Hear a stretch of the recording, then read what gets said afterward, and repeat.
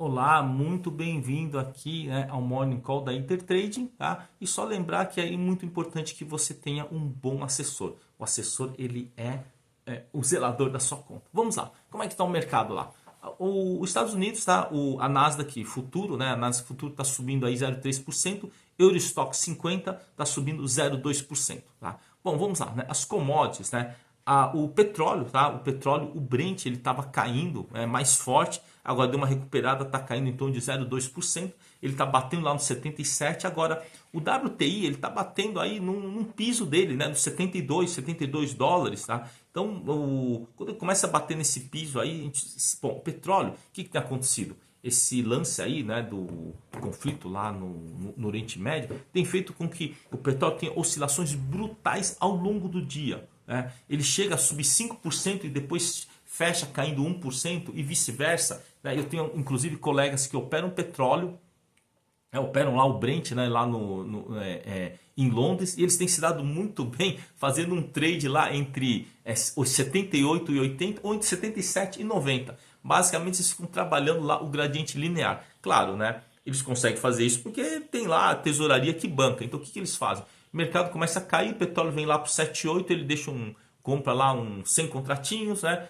Chega no 7,7, compra 100 contratinhos, subiu 2 dólares. Então, chegou no 7,7, foi para o 7,9, ele vende lá no 7,9 e se chegar no 80, ele vende o lote comprou no 7,8. E estão fazendo isso sistematicamente e dizem que estão fazendo uma grana federal. Só que assim, não é um trade para nós, porque um contrato, né, são 1.000 barris, 100 contratos são 100 mil barris, cada $1 de movimentação são 100 mil dólares. Olha, a gente não tem coração para isso, não tem nem margem para uma operação dessa, mas tem gente que tem, né, toca as tesourarias e pode sim fazer essas operações aí, tá? Mas o petróleo aí é bem provável que ele fique realmente ultimamente tem oscilado muito entre 77 dólares e 82, então está indo, voltando, e o pessoal que tem capital pode se aproveitar disso, né? Consegue ter aí ganhos significativos. Nós temos que nos contentar aqui com o quê? Com os instrumentos que nós temos, tá? Petrobras recentemente, né, ele veio aí, chegou praticamente até R$ 36 e voltou, né, até 34,75, tá testando aí alguns pontos aí para baixo, tá? Bom, o Bradesco continua aí bem firme, ele chegou a bater muito forte o Bradesco e agora já recuperou. Em relação à mínima, ele já teve uma recuperação surpreendente aí em relação à mínima, né? Chegou a 12 e pouquinho e agora já está 16,33, ele se recuperou bem, tá? A B3 ultimamente ela está patinando lá na faixa dos 13, ultimamente tinha chegado até 15, 30 mais ou menos, depois ele desceu a ladeira, foi até 11 e pouquinho e agora está novamente nessa faixa aí de 13,40, 13,45, tá? Bom, a Vale, ela está sofrendo ultimamente, está sofrendo, ela chegou a subir bem, né? Chegou até R$ 76, agora está 72,85. A Vale, ela fica muito ao sabor da movimentação do minério, do minério de ferro. Tá? E também dos dados que vêm lá da China. Então, quem opera a Vale tem que prestar atenção, tem que ir também com uma mão leve, porque a Vale tem oscilações muito brutais. Quando é para subir, ele sobe muito, mas muito forte mesmo. Tá? Recentemente ele tinha chegado até 64 e foi até 90 e pouco, né? 98,5. Depois ele voltou até 63, né? Voltou para o 72, depois foi até 61 e agora ele deu uma recuperada, foi até 7,5. Então a Vale tem essas oscilações muito brutais, então você tem que tomar bastante cuidado aí quando você vai operar a Vale, tem que sempre pensar o seguinte, que no caso da Vale, se você for operar ele, você tem que ter sempre reserva ou para comprar mais quando cai muito, né? E gerenciar o seu risco aí, né? A Vale ela realmente é difícil de operar, mas quem tem paciência de esperar as grandes quedas para tomar uma decisão, consegue se dar bem sim, tá bom? Bom, outros papéis aí que estão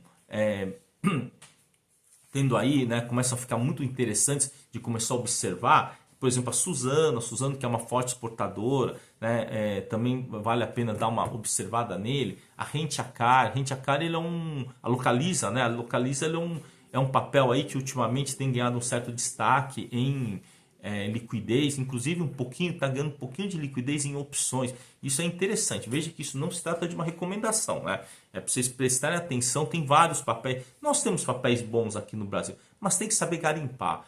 quem gosta aí de dividendos aí, começar a olhar aí um pouquinho mais as elétricas, né? As elétricas ultimamente aí tem batido bastante neles, então também é interessante começar a estar prestando atenção em algumas elétricas que você considera que sejam mais promissoras aí. Tá? Em geral, aqui no Brasil, a maioria em grande parte, as elétricas elas têm pago os bons dividendos nos últimos 5, 10 anos. Então vale a pena estudar um pouco, né, as elétricas. Você que quer futuramente, né, viver de dividendos, é bom você estudar, né, principalmente as elétricas, saneamento básico e também os bancos, né, como diz o Barsi, né, BEST, né, bancos, né, elétricas, saneamento, deixa eu ver, bancos, elétricas, saneabest e telecom, né? Ele gosta dessas daí. Acho que vale a pena a gente estudar um pouquinho. E eu acredito que um cidadão como o Barsi,